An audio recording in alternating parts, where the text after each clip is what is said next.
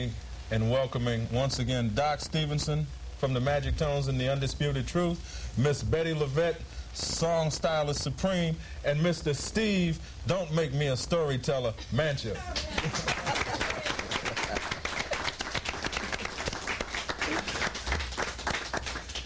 All right, Doc, tell us a little bit about your stint with the Undisputed Truth. Oh, the Undisputed Truth. We went out in California in '73, Magic Tones, to join with Norman Whitfield and do our album with him. And but first, he had a project that he had to finish with Undisputed Truth, and there were no girls. It was just Joe. So we decided that we would help Joe finish his project so we could get to our project. Mm-hmm. And it turned out so well till we merged. Magic Tone became Undisputed Truth, and then we put on the white wigs and the painted faces and went rock and roll. Now Joe was from the Peps, right? Yeah, Fabulous Joe Peps. was from the Peps. Yeah, mm-hmm. Joe, Tommy, and Ronnie. Ronnie Abner. Yeah. Mm-hmm.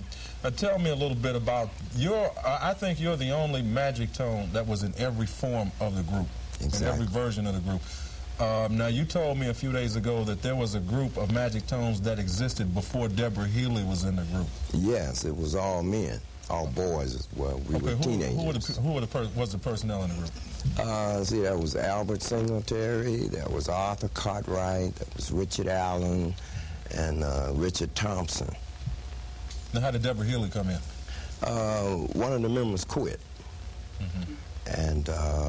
And Willie Garrett had written this song, I Can't Erase My Old Love's Face, which was for a female singer. Mm-hmm. So that's why it was called Deborah Healy and the Magic Tones. Yeah. Okay. Betty. Yes. You've been a mainstay for, I don't know, it seems like as long as there's been music, there's been you. Your face. That's not very nice. Well, I mean it in a positive sense that when people think of music, good music, they think about you. When they think about exciting performances, your name invariably comes up time after time after time. And we're glad to see that you're still with us, and we know you got some big things in the works. Tell us a little bit about what it was like to be working with Ollie McLaughlin. Oh, wow. That was absolutely magical because Ollie was one of the few producers who actually liked singers. Most producers don't like singers, they want to be singers. And Ollie was one of the few producers who actually liked singers, and he particularly liked female singers. So he pretty much would let me do, you know, what I felt or what I felt most comfortable with as opposed to overproducing me or you will sing this way. He pretty much let me do it. But he was just, it was really like working with a fan who actually had a knowledge of music. So it was a great experience working with him. Then, of course, he had done those wonderful things with Barbara Lewis earlier. So I felt completely comfortable with him. And we were able to, it was unfortunate that most of the things that I did with Ollie, I did more with Ollie, I think, than I did with any single producer. It's unfortunate most of them were regional hits. But it's so funny when people in a region have heard something and they know it to be a hit record to them. Mm-hmm. You can go 60 miles down the road and no one's ever heard it before.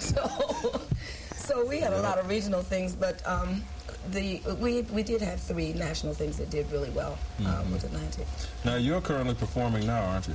No, I'm just doing I'm doing a show for Barton Cablevision. Oh, it's great. called What's Going On with Bettye LaVette, and it comes on every Wednesday. And I just kind of talk about what I want to talk about and talk about what everybody else is doing in the city, whatever I can find out that's going on. It gives me pretty much access to go in dressing rooms and insult people and just generally live up to my reputation. All in a day's work. Well, that's But great. that and doing a lot of recording in Europe, it seems that they have become much more fascinated with us than our own American people. America's attention span, music-wise and show business-wise, period, seems to be so short, absolutely.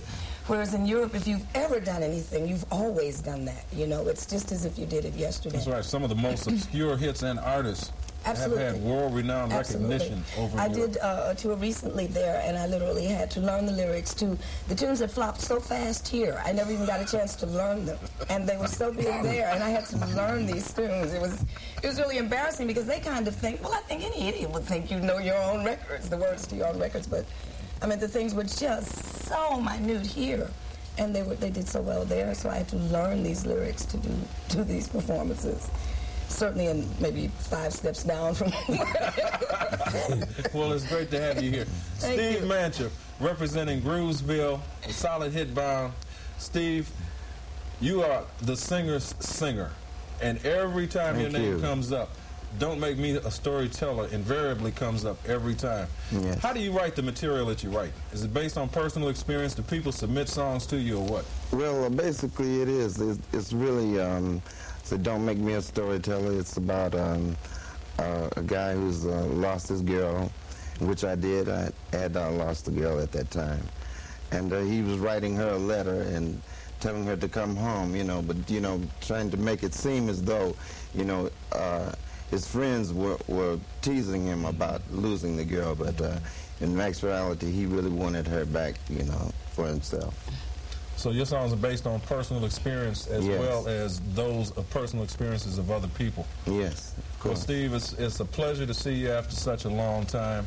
And you, Betty, Doc, all of you are looking wonderful. I had such fond memories of working with you. Yes. And I'm awfully glad that you could all be here today. Ladies and gentlemen, thank you. Dhaak Stephenson, Bettye LaVette, and Steve Mancha. All right.